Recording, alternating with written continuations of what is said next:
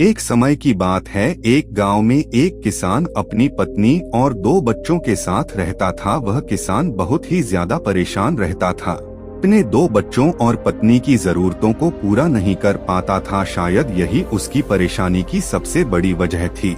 समय बीतता गया, उसकी परेशानियां परिवार की जरूरतों के साथ बढ़ती ही जा रही थी। वह दिमाग से और मन से बहुत अशांत रहने लगा था।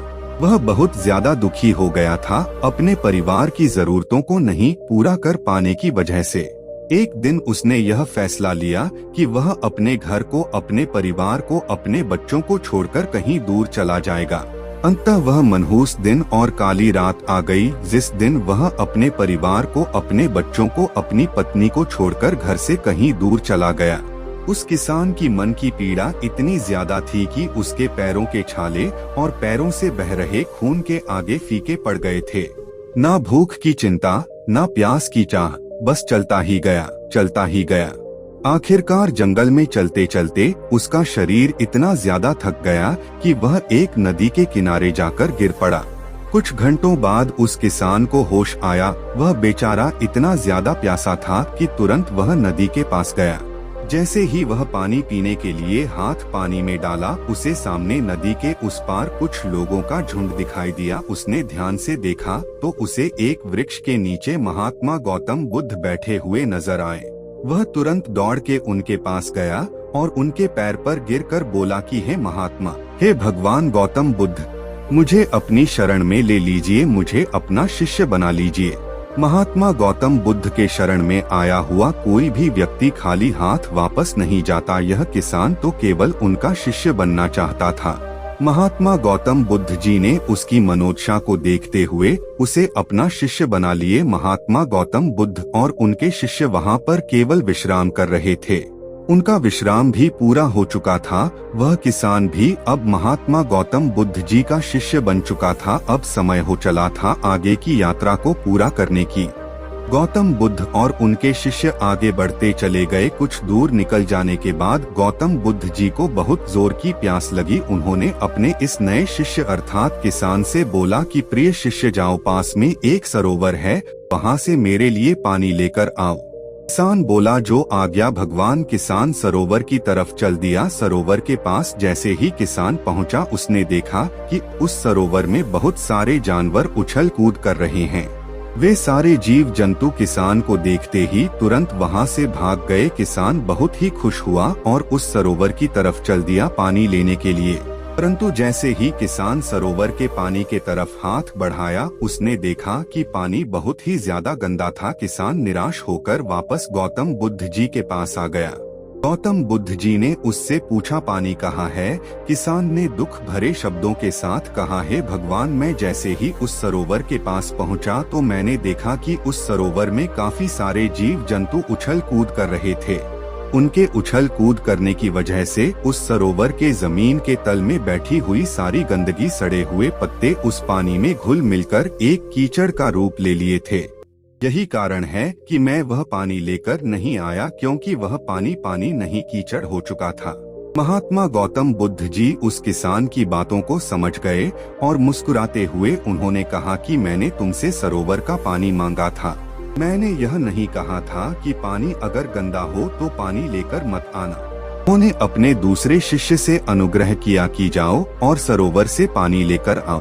का दूसरा शिष्य निकल पड़ा पानी को लाने के लिए और कुछ देर पश्चात वह पानी लेकर वापस आ गया। आश्चर्य की बात तो यह थी कि दूसरे शिष्य द्वारा लाया हुआ पानी बिल्कुल साफ था।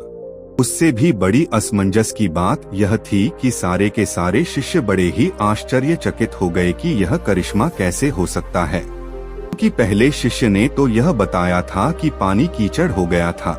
महात्मा गौतम बुद्ध जी ने सारे शिष्यों को यह बताया कि जब सारे जीव जंतु उस पानी में उछल कूद कर रहे थे, तब उस दौरान उस सरोवर के पानी के तल में बैठी हुई सारी गंदगी, सड़े गले हुए पत्ते सब घुल मिलकर कीचड़ रूपी पानी का रूप ले लिए थे।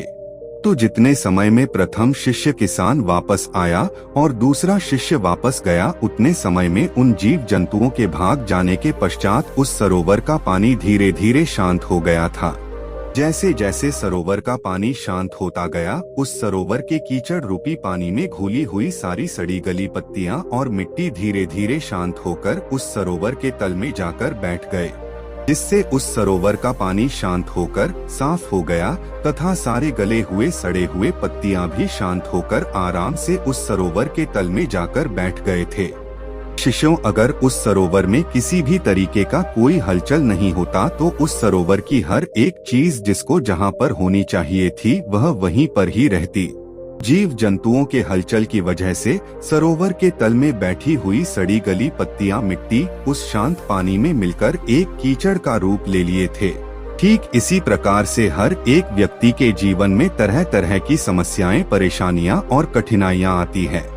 इसके वजह से हमारे मन में हलचल सी मच जाती है, हमारा दिमाग और मन अशांत हो जाता है। तत्पश्चात हम कोई गलत निर्णय अर्थात फैसला ले लेते हैं।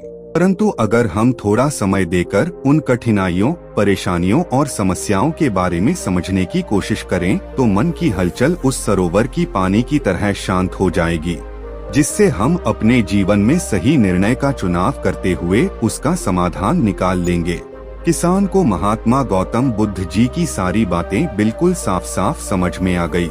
उसे यह भी समझ में आ गया कि उसके परिवार में आई हुई सारी परेशानियां, दिक्कतें और जिम्मेदारियां भी इसी सरोवर के सड़ी गली हुई पत्तियों और मिट्टी रूपी कीचड़ की तरह ही हैं। बस जरूरत है थोड़ा समय निकालकर मन को शांत करते हुए उन परेशानियों, दिक्कतों के बारे में समझने और उसका समाधान निकालने की। दोस्तों, समय के साथ साथ हर एक इंसान की जरूरतें बढ़ती ही जाती है। हो सकता है किसी की जरूरत कम हो सकता है किसी की जरूरत ज्यादा हो, लेकिन हमें उन जरूरतों को पूरा करने के लिए मेहनत तो करना ही पड़ता है। हाँ, यह जरूर है कि मेहनत करते वक्त हमें बहुत सारे कठिनाइयों और समस्याओं का सामना करना पड़ता है। इसी वजह से बहुत बार हमारा मन अशांत हो जाता है, निराश हो जाता है, दिल दिमाग में एक अजीब सी हलचल होने लगती है, जिसके वजह से हम गलत फैसला ले लेते हैं। परंतु दोस्तों, हमें घबराने की जरूरत नहीं है, हमें अपने दिमाग को शांत करने की जरूरत है। थोड़ा समय देकर इसके बारे में सोचने की जरूरत है। इसका समाधान कुछ न कुछ जरूर निकल आएगा। दोस्तों, अगर ये महात्मा गौतम बुद्ध की कहानी आपको पसंद आया हो तो वीडियो को लाइक कर लीजिए और चैनल को सब्सक्राइब जरूर कर ले। धन्यवाद।